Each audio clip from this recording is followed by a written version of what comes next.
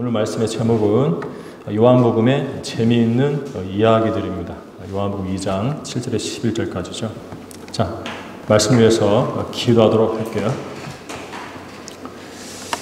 은혜롭고 자비로우신 주 하나님을 찬양드립니다. 오늘도 귀한 날 시간 주셔서 진리의 말씀으로 예수 그리스도에 관한 온전한 진리를 학생들과 나눌 수 있도록 은혜를 내려주시니 감사드립니다. 오늘은 특별히 요한복음에 나오는 그런 재미있는 이야기들을 통해서 진리를 알기 원합니다. 저희와 함께 해주시고 준비된 말씀에 기름 부어주셔서 학생들 각자 마음에 이 말씀이 온전히 심겨져 열매를 맺는 시간 되도록 역사해 주십시오. 이 한 시간 주님의 영광을 위해 온전히 사용해 주시기를 간절히 바랍니다. 속히 다시 오실 주 예수 그리스도의 이름으로 감사드리며 기도했습니다. 아멘. 자, 오늘 설교의 제목은 요한복음의 재미있는 이야기들인데요. 덥습니다. 습하고.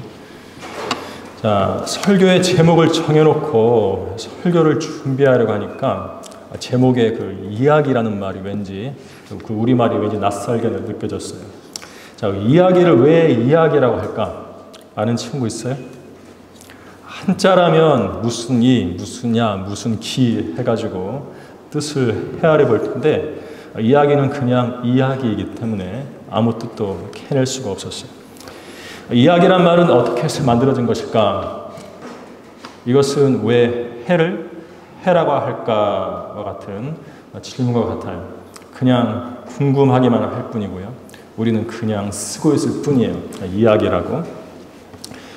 어떤 이들은 이야기를 가리켜서 의사소통을 하기 위한 모든 형태와 표현이라고 하는데 노랫말, 희곡, 극, 심지어 심심풀이 농담 따먹기까지 전부 이야기에 속한다고 말을 합니다.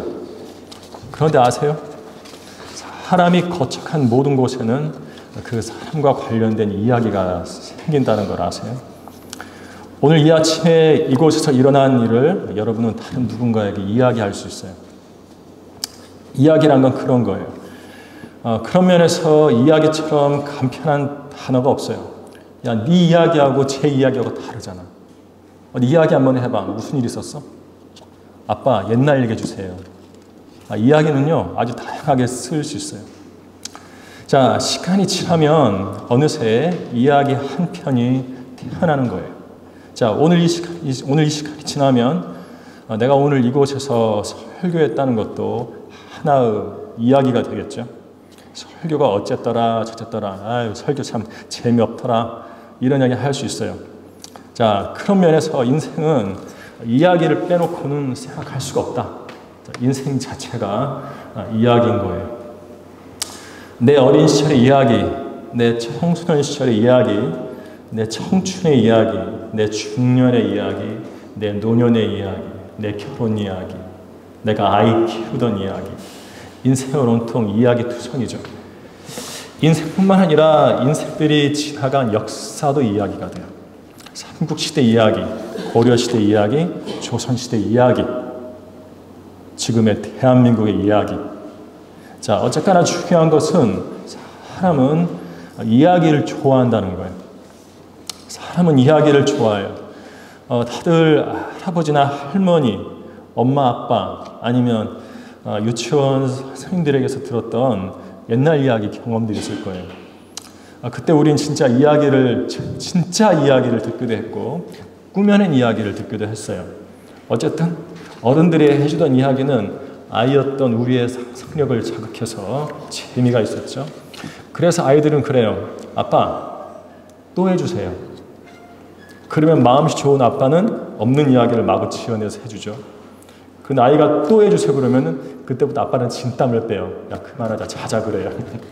그런 적 없어요? 그럼 아빠는 거짓말쟁인가? 없는 이야기를 만들어내니까? 아니죠. 어쨌거나 아이들에게 아빠, 엄마의 머리는 이야기 창고예요. 자, 성경도 이야기로 가득하죠. 하나님께서 우주를 창조하신 이야기, 아담과 이브가 죄 지은 이야기, 카인이 아벨을 죽인 이야기, 다윗과 골리앗 이야기 등 듣고 또 들어도 재미있는 이야기들이 많아요. 성경은 실제로 일어난 일들에 관한 이야기를 정확하게 기록해 놓은 하나님의 책이죠. 꾸며낸 이야기가 아니라 사실이고 진리예요. 이야기라고 가볍게 지나가면 안 됩니다. 거기에 진리가 담겨 있어요. 말씀 자체가 진리죠. 예수님과 관한 이야기도 있는데 그 이야기는 꾸며낸 것이 아니라 그 이야기도 사실이고 진리예요. 오늘은 요한복음의 시작 부분에 나오는 예수님에 관한 재미있는 이야기들을 함께 나눠보고 거기서 얻을 수 있는 진리를 배워보도록 하겠습니다. 요한복음의 재미있는 이야기들, 첫 번째는 오늘 2장에서 본 거죠. 물이 변하여 포도주가 된 이야기죠. 물이 변하여 포도주가 된 이야기가 나와요.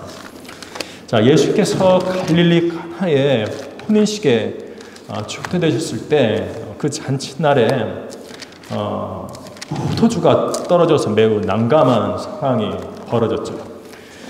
손님들을 접대하려면 반드시 음료수가 있어야 돼요. 뭐 고기, 뭐 나물 그런 것만 내놓으면 안 돼요. 마실 것이 있어야 돼요. 음료수 필수죠. 그리고 성경에서 포도주는 기쁨을 상징하는데 글쎄 그게 떨어진 거예요. 잔치가 아주 난감해진 것입니다. 그때 모친 마리아가 예수님께 그들에게 포도주가 없다고 하니까 예수님께서 뭐라고 하셨어요? 4절에 보세요. 4절, 2장 4절. 예수께서 그녀에게 말씀하시기를 여인이여 내가 당신과 무슨 상관이 있나이까 나의 때가 아직 이르지 아니하였나이다 라고 하시더라. 자, 예수께서 마리아가 포도주를 언급하자 주님께서 십자가에서 흘리실 피를 떠올리셨어요.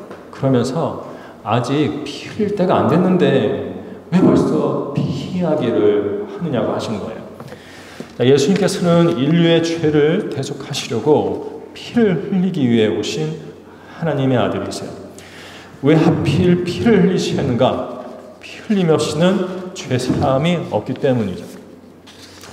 예수님의 그 하나님의 피로 우리의 죄가 제거되기 때문이에요.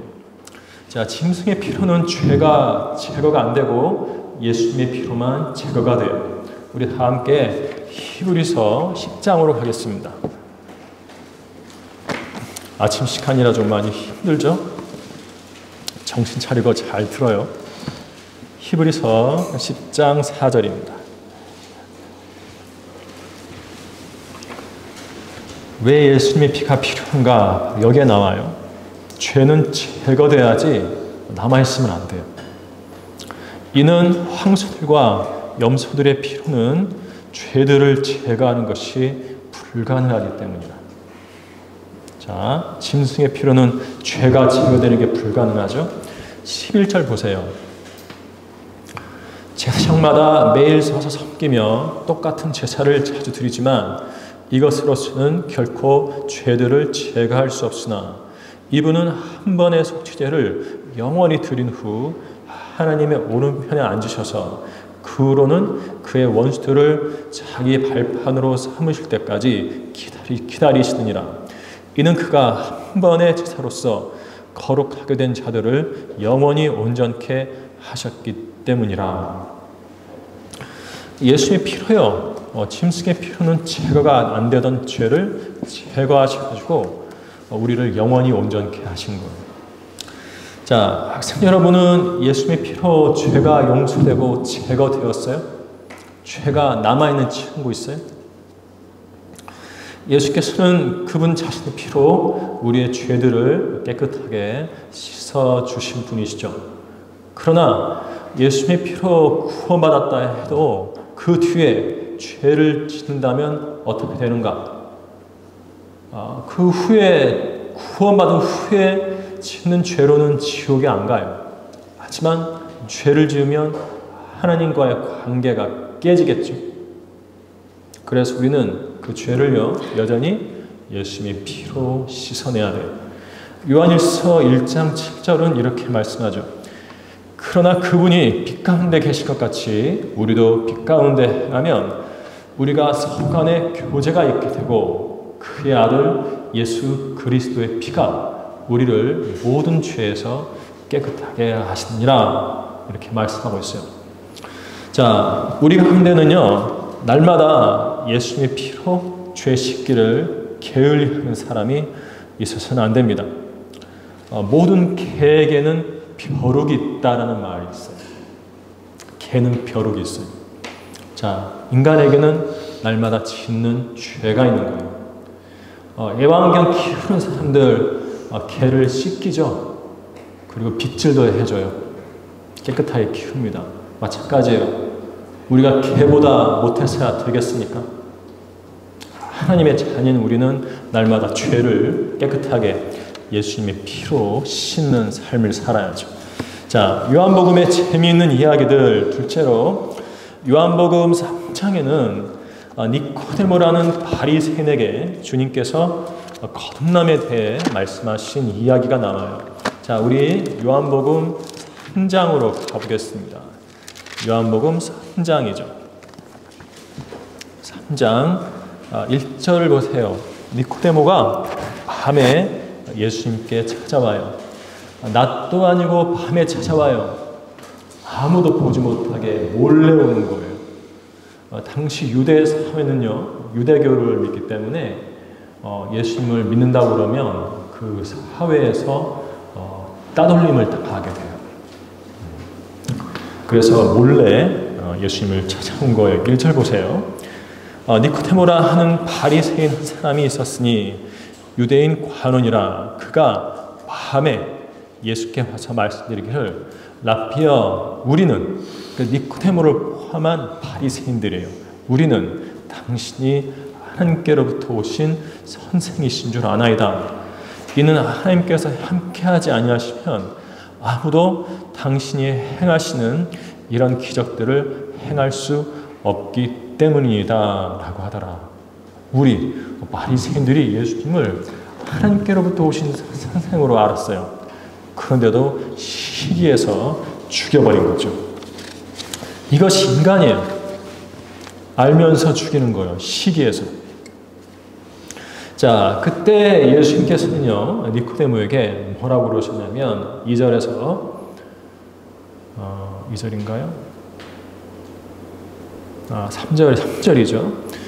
예수께서 대답하여 그에게 말씀하시기를 진실로 진실로 내가 너에게 말하노니 사람이 거듭나지 아니하면 하나님의 나라를 볼 수 없느니라고 하시더라.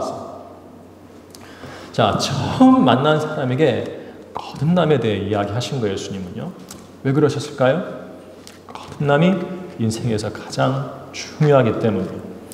거듭나지 않으면 무슨 일이 일어나게? 거듭나지 않으면 지옥 가죠. 그래서 그런 거예요.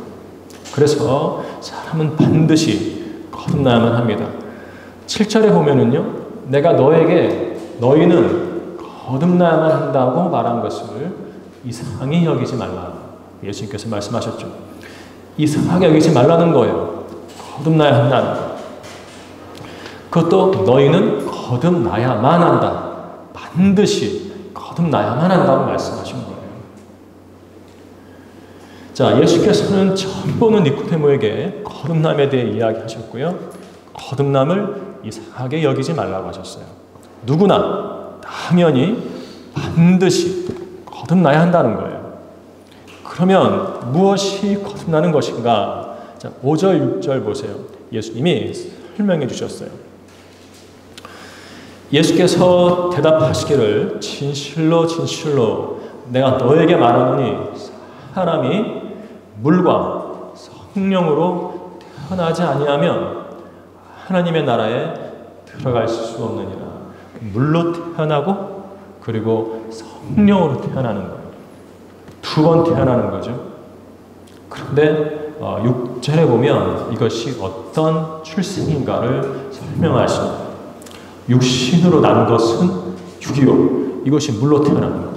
육신으로 난 것은 우리 몸은 물로 되어 있잖아요. 70% 이상이 물이에요. 그래서 물로 태어나는 거예요. 그래서 육신으로 육으로 난 것은 육이요. 또 성령으로 난 것은 영이니라. 물과 성령으로 태어나야 한다고 그랬는데 성령으로 난 것은 영이니라 그랬어요. 자, 왜 영이 태어나야죠? 성령님에 의해서 죽어있기 때문에 그래요. 아담이 죄를 지었을 때 영이 죽어버렸어요. 자, 그 죽었던 영이 성령님에 의해서 다시 태어난다. 이래야만 지옥에 안 간다고 예수님께서 말씀하신 거예요. 자, 거듭남이란 죽었던 영이 다시 태어나는 것, 다시 살아나는 걸 말하는 거예요. 자, 영이 죽어 있으면 영이신 하나님을 알 수 없죠. 하나님을 알 수 없으면 육신으로 난 것은 육이요. 육신으로만 태어나 가지고 죄를 짓고 살다가 지옥에 가는 거예요. 자, 이것이 인생입니다. 자, 우리도 누군가를 만나면 예수님처럼 그 사람이 거듭났는가, 구원받았는가에 관심을 가져야 돼요. 거듭나셨습니까? 구원 받으셨습니까? 예수님 믿고 구원받지 않으면 지옥에 갑니다 라고 말할 줄 알아야 돼요. 이것이 복음을 전파하는 그리스도인의 자세죠. 요한복음의 재미있는 이야기들 세 번째로, 요한복음 4장에는요 예수님께서 우물가에서 사마리아 여인을 구령하신 이야기가 나와요. 우물가에서 사마리아 여인을 구령하신 이야기가 나와요. 보니까 요한복음은 이렇게 시작부터 이야기로 좀 계속 진행되고 있어요. 하나님께서 그런 이야기를 통해서 하나님의 아들이신 예수님과 관련된 매우 중요한 이야기를, 진리를 우리에게 알려주시려고 하는 거예요. 자, 예수님께서 유대를 떠나 갈릴리로 가셨을 때, 유대는 이제 예루살렘이 있는 넓은 지역이죠. 유대 지방에서 떠나가지고 갈릴리로 올라가셨을 때요. 자, 유대와 갈릴리 사이에 사마리아가 있었어요. 사마리아. 유대인과 이방인 사이에 태어난 혼혈인들이 사는 곳이죠. 그 사마리아를 갈릴리로 가려면 그 사마리아를 거쳐 가셔야 했는데, 여행에 피곤하셔가지고 그곳 야곱의 우물 곁에 그대로 앉으셨어요. 우리 6절 볼까요? 6절? 4장 6절. 거기에 야곱의 우물이 있더라. 예수께서 여행으로 피곤하심으로 우물 곁에 그대로 앉으셨는데, 때는 제 6시쯤이더라. 난 12시쯤 된 거예요. 유대인 시간이라 6시라고 되어 있는데요. 자, 여행에 피곤하시니까 어떻게 앉으셨어요? 그대로. 다른 말로 바꾸면 털썩 주저앉으신 거예요. 아니, 예수님 하나님이신데 왜 이렇게 피곤하셨죠? 인간으로 오셨기 때문에 우리처럼 피곤하셨던 거예요. 예수님은 완벽한 하나님이시자 완벽한 사람이셨어요. 그래서 배고프면 음식을 먹으셔야 했고, 목마르면 물을 마셔야 했고요. 피곤하면 땅바닥에 털썩 주저앉기도 하셨던 거예요. 이분이 바로 예수님이에요. 자, 제자들이 음식을 사러 간 사이에 한 사마리아 여인이 우물에 물을 기르러 왔어요. 예수께서는 여인에게 마실 물을 좀 달라고 하셨는데, 여인은 유대인인 당신이 사마리아인인 나에게 왜 말을 거냐며 이상하게 생각했어요. 당시 유대인들은 사마리아인들을요 개 취급했습니다. 이방인 취급한 거예요. 그래서 교제가 없었는데, 그런 유대인이 사마리아인에게 말을 거니까 이 여자가 이상하게 생각한 거예요. 자, 예수님은 그런 여인에게요, 네가 내가 누구인지를 알았더라면 생수를 구하였을 것이라고 말씀하셨어요.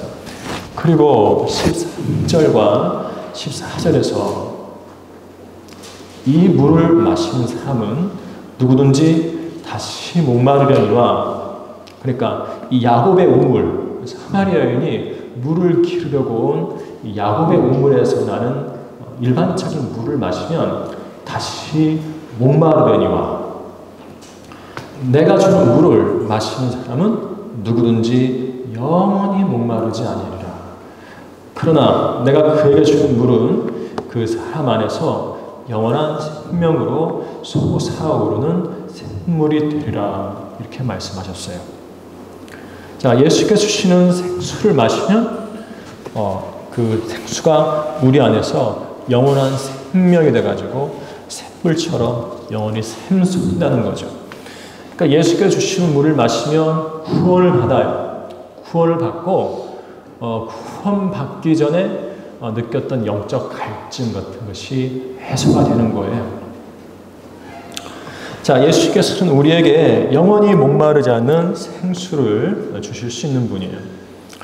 예수님은 우리에게 영적 갈증을 영원히 해결해 주실 수 있는 분이에요. 자, 사람은 영적 갈증에 허덕여요.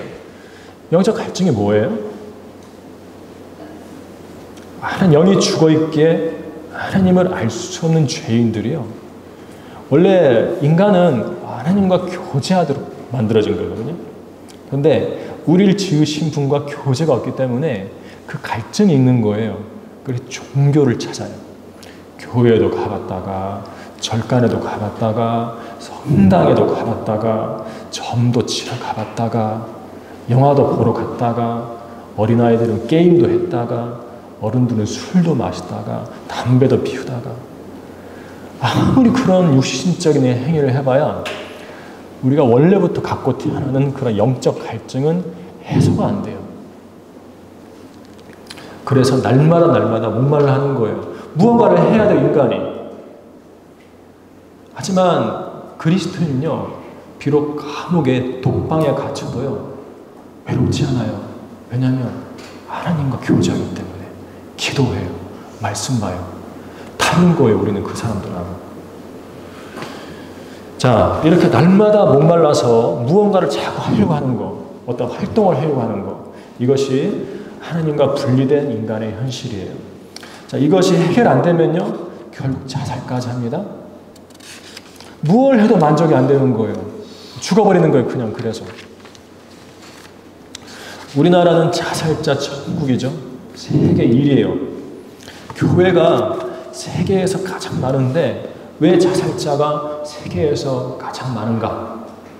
가짜 교회들로 가득 차 있기 때문에 그래요. 그 교회들은요, 배교한 교회들은 죄인들에게 아무런 영향도 줄 수가 없어요.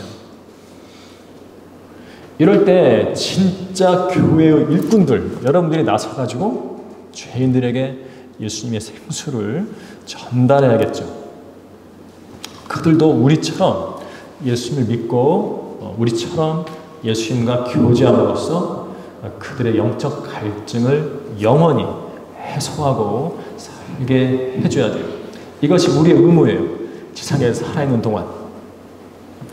자, 결론적으로 이야기 하나 더 있어요. 요한복음 5장에 가면은요, 결론인데 38년 동안 병들어 누워있던 사람이 예수님을 만나서 치유된 이야기가 나와요. 자, 그 병자는 베데스다라고 불리는 못가에 누워 있었죠. 베데스다는 자비의 못이라는 뜻이에요. 자비의 못. 그러니까 이 베데스다, 자비란 뜻의 못에서 병든 사람들에게 자비가 내려지고 있었어요. 어떤 때에 천사가 하늘에서 내려와가지고 그 못에 내려앉으면은요, 물이 흔들리잖아요. 그 물이 흔들릴 때 가장 먼저 들어간 사람은 그 어떤 병이든지 치유가 돼요. 지금도 그런지 모르겠지만 지금은 안 그런 것 같아요. 자, 그런데 이 38년 된 병자, 만약 20살 때 병들었으면 몇 살이게? 58세. 30살 때 병들었으면 68세. 40살 때 병들었으면 78세. 나이가 적지 않아요. 그런데 이 사람은 중병에 걸려 있어요. 침상에 누워 있었어요. 자기 혼자 움직일 수도 없어요. 누가 밀어 넣어주지 않으면 그 물에 결코 들어갈 수가 없어요. 그런 사람에게, 이렇게 무기력한 사람에게, 자기 스스로를 치유할 수 없는 사람에게 예수님이 다가가서 물으셨어요. 6절 보세요. 뭐라고 그러셨어요? 네가 낫기를 원하느냐? 그러자 병자가 뭐라 했습니까? 7절에 주여 물이 움직일 때 나를 못에다 밀어넣어 줄 사람이 없나이다. 그래서 내가 가는 도중에 다른 사람이 내 앞에 내려가나이다. 이거는요 완벽하게 선착순이에요. 선착순 한 명. 군대에 가면 고참들이 쫄병들 벌줄 때 저기 나무 달려갔다가 돌아서 뭐라고 해요? 선착순 한 명. 자, 1등으로 안 들어오면 한 번 더 갔다 오는 거. 그것도 선착순 한 명. 딱 한 명만 예우가 되는 거예요. 나는 어떻게 뛰었게요? 나는 절대로 1등 할 수 없어요. 뭐 1등 하겠다고 선착순에서 1등 하겠다고 죽으라고 뛰어요? 죽으라고 뛰어도 1등 못하면 또 뛰어잖아요. 또 못하면 또 뛰어야죠. 나는 절대로 열심히 안 뛰었어요. 천천히 뛰어서 몇 번 왔다 갔다 했지 안 되니까. 누가 나를 들어다가 1등으로 옮겨줄 수도 없는 것이고 이 병자도 마찬가지예요. 누가 밀어넣어주지 않으면 이 사람은 절대로 이 못에 들어갈 수 없는 사람이었어요. 병자가 했던 말은요, 주여 물이 움직일 때 나를 못에다 밀어넣어줄 사람이 없나이다. 그래서 내가 가는 도중에 다른 사람이 내 앞에 내려가나이다. 아, 나도 들어가고 싶은데요. 나도 들어가서 병 고치고 싶은데 아무도 나를 넣어주지 않아요. 그래서 나보다 남이 먼저 들어가서 그 사람이 치유가 끝나버려요. 그러니까 제가 낫기를 원하는데요. 그럴 수가 없어요. 이렇게 말한 거예요. 예수님께. 그러자 예수님이 뭐라고 그러셨어요? 그러니까 이 병자는 뭐라고 그런 거냐면 네가 낫기를 원하냐고 물으시니까 낫고 싶습니다라고 말한 거예요. 똑같아요. 예수님이 뭐라고 그러셨어요? 8절에 일어나서 내 침상을 들고 걸어가라. 그랬더니 그 사람이 즉시 나와가지고 침상을 들고 걸어갔죠. 자, 이 이야기에서 보듯이 예수님께서는 죄인들에게 네가 낫기를 원하느냐라고 묻는 분이세요. 강제로 데려다가 낫게 해주시는 분이 아니에요. 원하는 사람만 나올 수 있어요. 구원도 마찬가지죠. 원하는 사람만 구원받을 수 있어요. 우리는 죄인들에게 다가가서 구원받기 원하십니까? 라고 물어야 돼요. 야, 너 내 친구니까 너 나랑 오늘부터 이번 주부터 나랑 교회 같이 가야 돼. 이러면 안 돼요. 야, 너 내 친척이잖아. 나랑 같이 이번 주부터 교회 가. 그러면 안 되는 거예요. 원하는 사람, 죄인들에게 다가가서 구원받기 원하시니까? 라고 묻는 거예요. 그렇다면 그 죄인이 구원받기 원한다고 하면 그때 예수님을 영접하는 기도를 함께 하면 되는 거죠. 자, 그렇다면 이미 구원받은 우리 자신과 예수님과 관계는 어떨까요? 나 자신이 하나님의 말씀을 먹기를 원해야 돼요. 밥 안 먹는다고 어린 애기들, 아이들, 엄마가 밥 억지로 막 쑤셔넣어요. 애기 입에다가. 부모는 그런 거 하지 않아요. 다 토해버리죠. 하나님도 마찬가지예요. 우리에게 말씀을 강제로 먹이신 분이 아니에요. 입 벌려갖고 억지로 먹인 분이 아니랍니다. 내가 먹고 싶어 해야 돼. 나 자신이 예수께서 주시는 생수를 날마다 마시기를 원해야 돼. 이거는 구원과 관계없이 주님께서 주시는 영적 물, 영적 물은 또 말씀이죠. 그 말씀을 내가 마시기를 원해야 돼. 내게 날마다 일어나는 영적 갈증. 자, 그리스도인이라 해도 주님과 교제하지 않으면 어딘가가 허전해요. 이거를 해결해야 돼. 날마다 우리는 말씀과 기도로 주님과 교제해야 돼. 그래야만 내가 그 영적 갈증을 내 스스로 해소하려고 할 때, 원할 때 그 갈증의 해소가 될 수 있는 거예요. 예수님께서는 그런 사람을 만나주시고 그런 사람의 문제를 해결해 주십니다. 가만히 있지 말아야 돼요. 주님께 반응해야 돼요.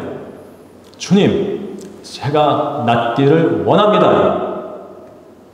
주님, 제가 말씀을 깨닫기를 원합니다.